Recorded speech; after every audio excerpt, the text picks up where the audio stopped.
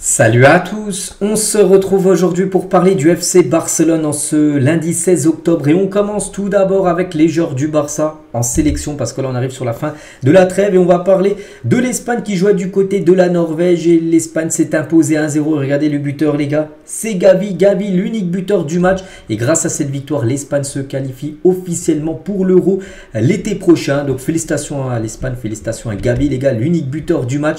Donc concernant les joueurs du Barça qui ont joué ce match, donc Gavi il a joué 78 minutes, il a marqué un but, le seul but de la victoire, enfin le seul but du match en gros, le but de la victoire. Et Ferran Torres a joué 70 minutes de jeu, il a commencé titulaire. Donc concernant Baldé, on sait qu'il était forfait. Voilà, concernant Lamine Yamal aussi qui aurait pu jouer, il était également aussi forfait. Donc voilà, les deux autres joueurs du Barça qui étaient aptes à jouer, ils ont joué. Et il y en a un qui a été décisif. À la personne de Gavi, Gavi contre la Norvège, c'est 79 minutes jouées, un but, 39 passes réussies sur 41 tentées. C'est précision de passe de 95%, c'est énorme. Deux occasions créées, 49 touches, enfin ballon on va dire touché, précision de tir 100% et 7 récupérations lors du match. C'est un très gros match de la part du joueur Gavi, en plus comme je répète les gars, buteur lors de la rencontre. Donc Gavi Golin, regardez quelques photos de Gavi les gars. Lors de cette rencontre, petite photo de Gavi avec Ferran Torres, l'autre joueur du Barça bien sûr qui évolue actuellement avec l'Espagne. Et les journalistes espagnols ont dit tout d'abord, Gavi est un joueur complet qui va et vient. Il est très bon à la fois sans et avec le ballon. Un autre journaliste il a dit, j'aime la façon dont Gavi revient cette saison. Le garçon est prêt pour des choses importantes. C'est vrai que ça c'est une bonne nouvelle pour le Barça les gars, qu'il est marqué parce qu'il va revenir le plein de confiance à l'entraînement.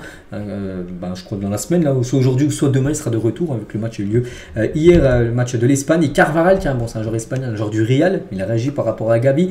Donc il n'y a pas grand chose à dire, c'est un garçon de 19 ans qui débute avec l'Espagne et le Barça.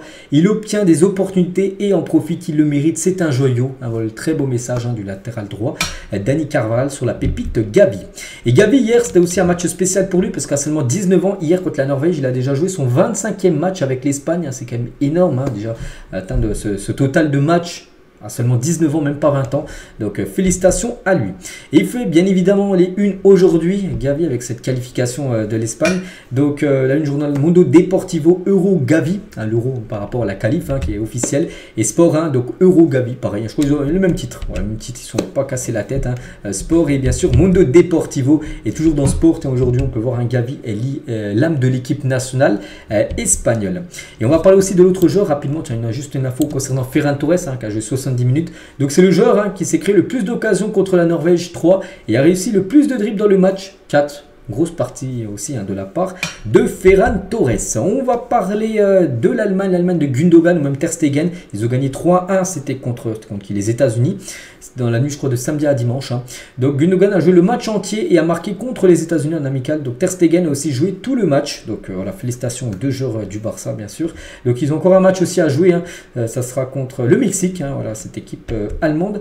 Et le Barça s'attend à ce que Gundogan se repose contre le Mexique et ne joue pas tout le match. Ça serait une bonne nouvelle. Ne pas prendre de risques par rapport à une blessure. Surtout qu'on sait qu'il y a eu pas mal de blessures depuis quelques temps. Donc Lucas a joué tout le match. Il devrait peut-être commencer sur le banc. Peut-être jouer peut-être les 30-20 dernières minutes du match contre le Mexique.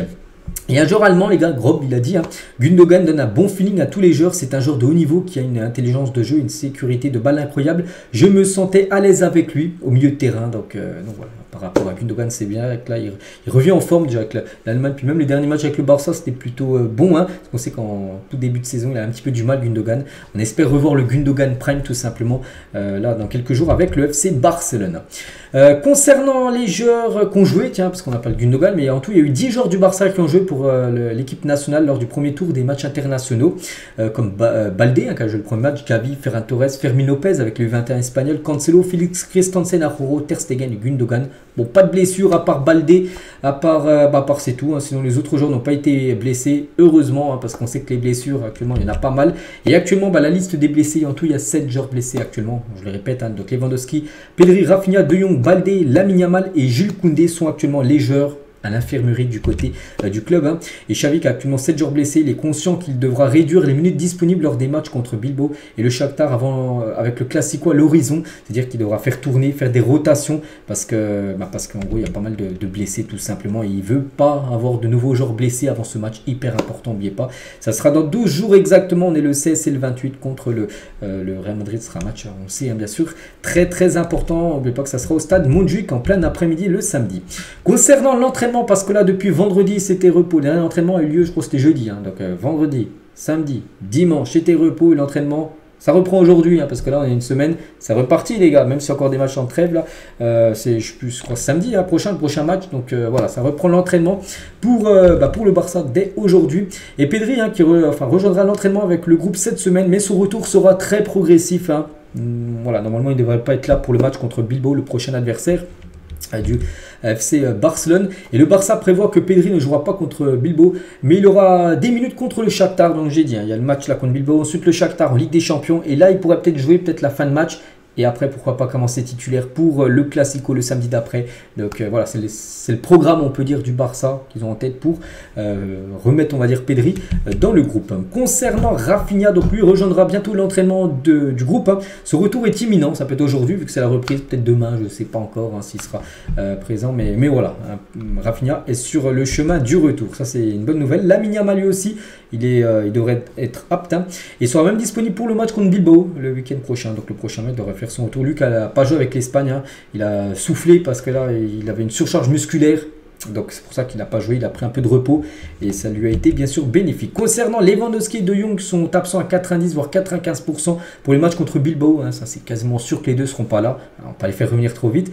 Donc le Shakhtar et le Real Madrid hein, les forcer pour être une énorme erreur, même pour le match contre le Real Madrid, les deux ont quasiment 95% de chances de ne pas être là, Lewandowski et De Jong. Et concernant De Jong les gars, donc la tête de Frenkie De Jong, c'est-à-dire qu'en gros sa botte là, de marche, son plâtre, hein, sera retiré aujourd'hui lundi. Hein. Son évolution déterminera s'il pourra jouer le Classico et comme ça il va se tester, vu que là il aura plus ça en attel, il va se tester un petit peu sur des petites courses.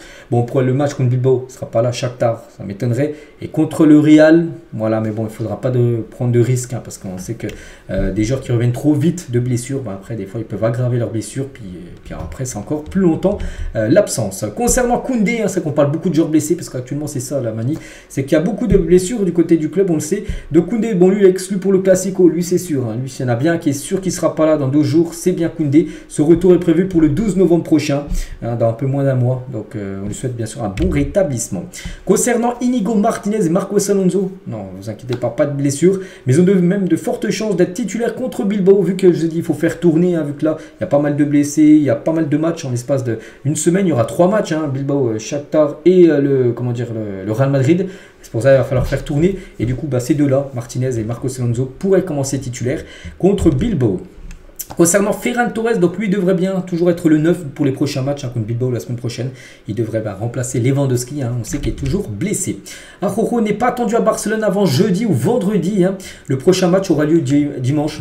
Ça, j'avais dit, je sais plus c'était samedi ou dimanche, et bien dimanche un match contre l'équipe de Bilbao. Donc voilà, lui il reviendra jeudi, peut-être voir vendredi, parce qu'il y a un match avec l'Uruguay, là c'est dans la nuit, je crois, de mardi ou même mercredi à jeudi, je crois, le match.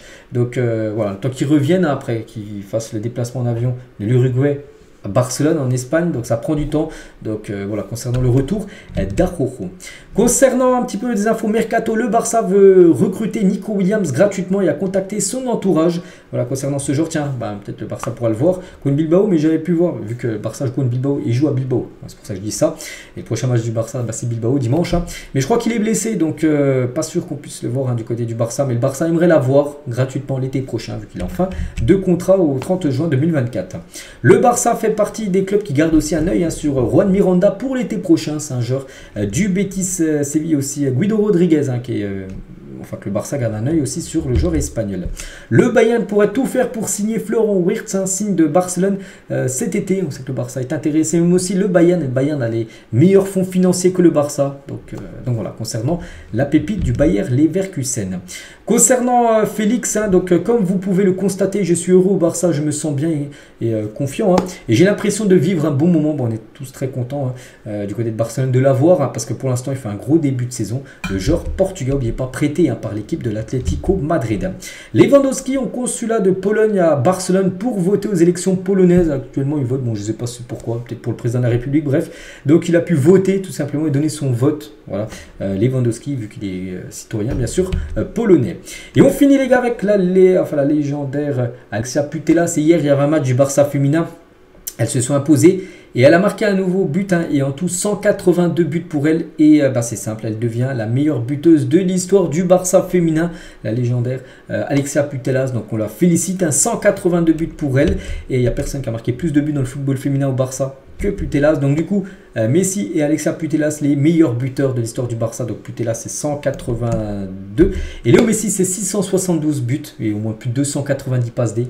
Donc voilà, les deux meilleurs buteurs de l'histoire du Barça, hommes et femmes. Donc on va finir avec cette très belle photo des deux. Donc voilà ce qu'il y a à dire aujourd'hui. J'espère que ça vous a plu. On se retrouve demain mardi. On commencera à parler bien sûr du prochain match, hein, contre Bilbao, parce que ça arrive, hein, c'est en fin de semaine et c'est imminent. Et moi je vous souhaite une bonne journée et à demain.